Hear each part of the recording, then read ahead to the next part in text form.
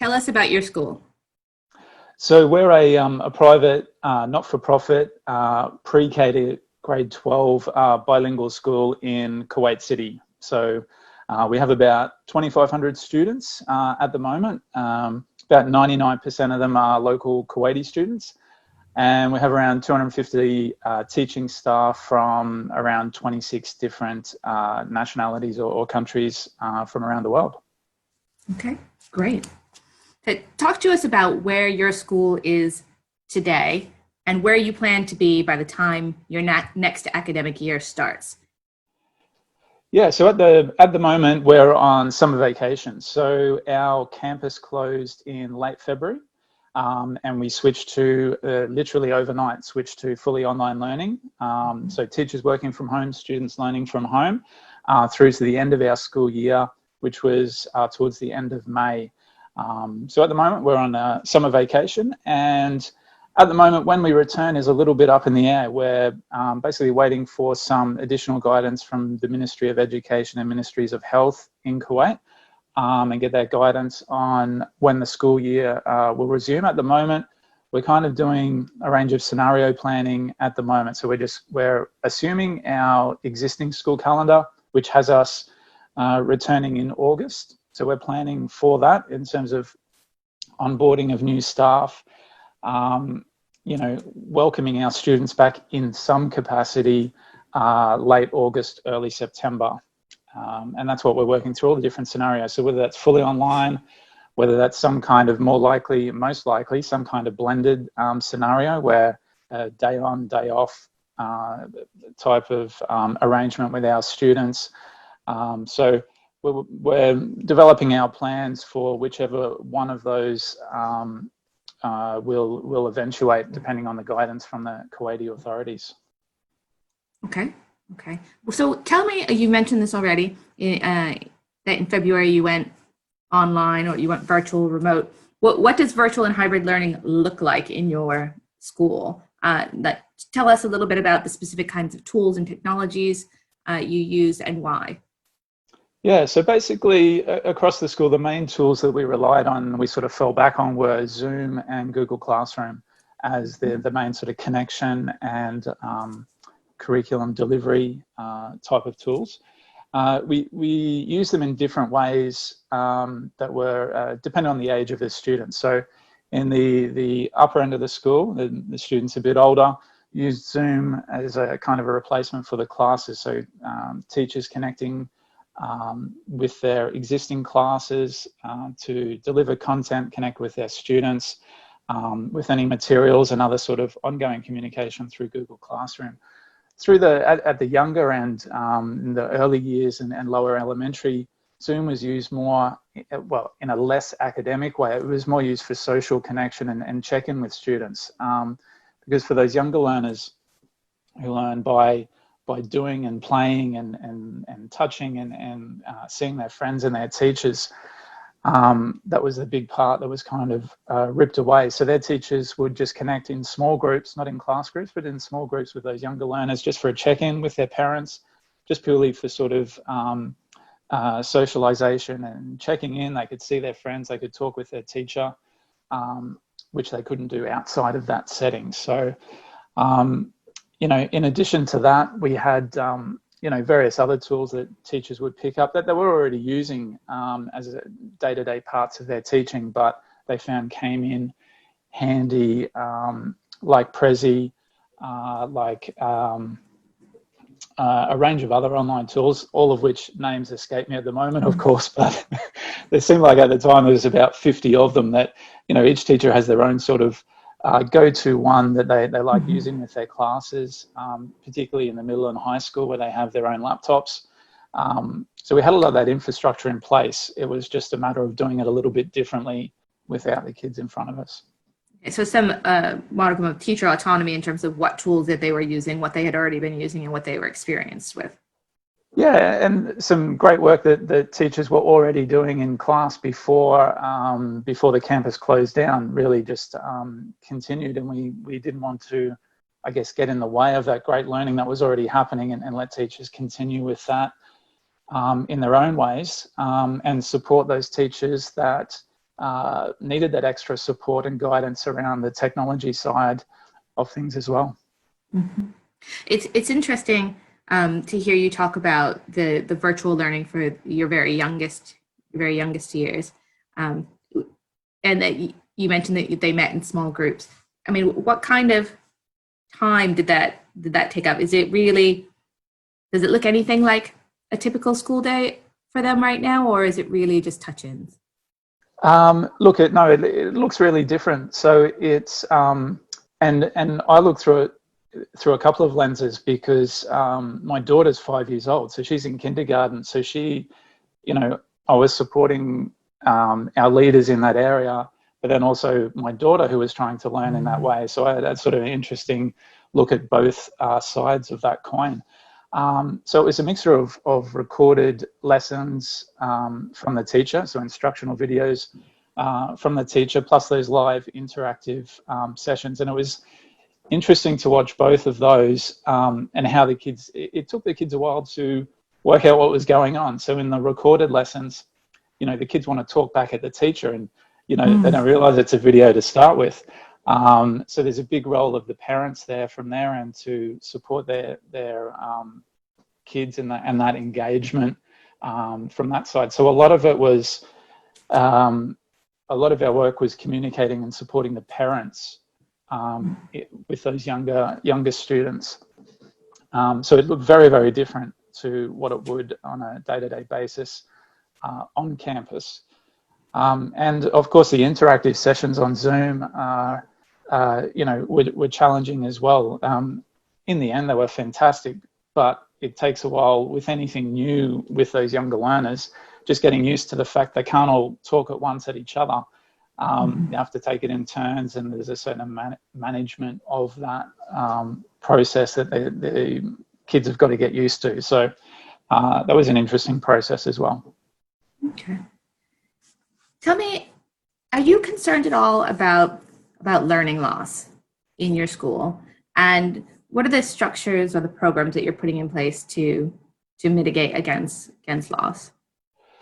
Yeah, look, we are to a certain extent, and I guess the interesting and unique position that Kuwait finds itself in, and particularly my school finds itself in, is that it's gone through 2 really intense periods of learning loss already through the Iraq invasion of Kuwait, and then a period of time later, the Iraq War. So during that time, there was massive disruption to schooling in the country. And as an example, our current CEO was a grade 12 student at our school at the time. My assistant at school, she was at school in Kuwait when those events took place. So, they lost, in one case, a whole year, another case, 6 months of learning time. And, it's interesting to hear from them and their perspectives on what it meant for them at that time and what they think that means for us now. And, at the end of the day, there's, we have to look at the things we can control and the things we can't control, and, and what they learned out of that experience, which is, a lot of flexibility and resilience and coping strategies. And, they won't, talking to those people, they don't talk about, their lost years of learning. They talk about what they learned from those experiences, what it's added to their character and their subsequent education. So that's been really interesting to hear and get their perspective. So, on a practical level, sure, we're looking at, how we might modify the curriculum for next year, what a review period might look like from the missed sections of this year, and those types of on the ground practical things. But I wouldn't say it's something that we're really worried about or focused too much on. Okay. So many predict that we're going to be experiencing rolling periods of this kind of lockdown in the months and years ahead. So what are the big unanswered questions for you right now as you think about how you and the leadership team are going to prepare and manage these future periods of turbulence? Yeah, well, that's a very good question. I think one is about what is the best model of schooling that can be flexible and adaptable regardless of the situation. Because I guess, as I just described, within the one generation, there's already been those particular events in Kuwait that have disrupted schooling a number of times. So, what is the best model of schooling that can be flexible and adaptable regardless of the situation, that can be easily switched between one or the other depending on the situation that the school, the student, or the workforce finds itself in. So how do we plan for those different scenarios, and how do we kind of create a framework that that exists beyond the current pandemic and crisis, and is a bit more robust regardless of what happens in the future. And I think the other part of it is, what can we learn from other industries who, as part of their business planning and business models, plan for emergencies and disruption and crisis. What can schools, schools are a very risk-averse kind of industry. We like our routines and our structures and our bells and our diaries and everything to be in its place. And when something gets in the way of that, it can be difficult. So what can we learn from some of these other industries that's just part of their everyday planning and business modeling? It's interesting when you were saying that, talking about what's the model that's going to be most flexible and adaptable. It resonates with the kinds of future skills we've been talking about almost ad nauseum for the last 5 years. And now we're saying, actually, what we want is for our schools to have these future skills, to emulate those as well, which makes a lot of sense. Yeah. So what do you think it means to be an excellent teacher post COVID-19? Do you think it's changed? And do you think there's going to be some changes to teacher training and teacher development that are going to have to come off the back of this? Yeah, well, I think the core of what makes a good teacher hasn't changed, because I think fundamentally it's about relationships and communication. Mm-hmm. So that's still at the core of being a good teacher, is those teachers, not necessarily that have a PhD in their subject area, but those teachers that can, ignite that sort of energy and enthusiasm in their students, that build that rapport, and, that kids know that their teacher cares about them. So I don't think that has changed in fundamentally what makes a good teacher. I think what's changed is, how do you do that online? It's without that face-to-face sort of physical interaction, that I think we've all come to sort of take for granted a little bit. I think that's going to feed into professional development and teacher training in the future. Well, how can you do those things? How can you build rapport? How can you teach collaboration and effective communication in a setting like this? How do you do it over Zoom with 25 students and yourself? There's a lot of challenges there. So, and that's something that we're looking at the moment, if we have to start back online in August or September. So we'll have new teachers, we'll have new classes, students will be in a new class. But they may not be in front of each other in a classroom. How is that teacher, how are those students going to build that rapport, that communication, that sense of team is going to be really, really challenging. Okay. That leads me into my next question, which is, how have you approached, and you talked a little bit about this already with, education likes its bells, things to be in place. How have you approached rituals or traditions or rites of passage, from things like that happen on a daily basis to once a year events like a graduation? What has changed, and are there some new traditions that you're finding emerging? Yeah, I guess we've taken the lead off a couple of other schools that came before us, and we had online graduations and, moving up ceremonies for the other grades. Grade 12 had a online graduation as well. So we've tried to learn from the lessons from other schools and what worked and what would work for our community as well. So we've, I guess the question is, will those kinds of things persist or not? Was it better than a traditional graduation? Look, I'm not really sure. I think people want to have that physical in-person type of thing, but there have been other things that the current situation has forced us to rethink and do in a much better way. So that we've possibly taken for granted for a little while. So things like course selection in middle school and high school.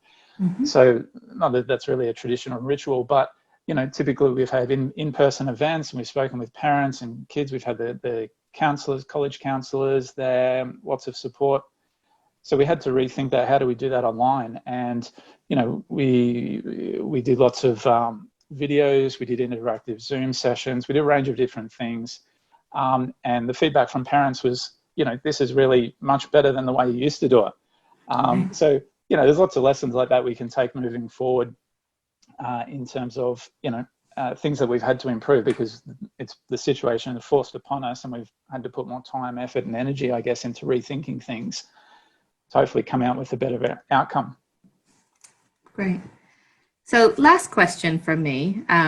If you had a crystal ball and you knew that you were going to be going back into an intense period of lockdown right from the beginning of the next school year, what tools would you want to have in your toolkit? Yeah, look, I think we've got the tools that we need. I think like the infrastructure is there. I think it's not necessarily a question of what, but of who. Like having the right people there to make it happen. So, for us, like Zoom versus Microsoft Teams, or Google Classroom versus any of the other, myriad of platforms that are out there, you can make either work, but it's really about the people you have behind the computer, or their, people that have those, flexibility, that are collaborative, that ask lots of questions, that seek feedback, all those things we want from our students. Having the right people there to do that in leadership positions, as teachers.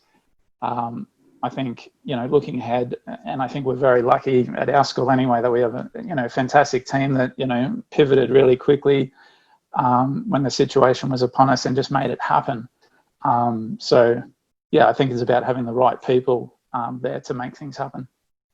Okay, great. Well, thank you, Kevin. Thank you for being with us and sharing what's happening for the Albion Bilingual School and with your leadership team. Really appreciate your time. Yeah, no problem.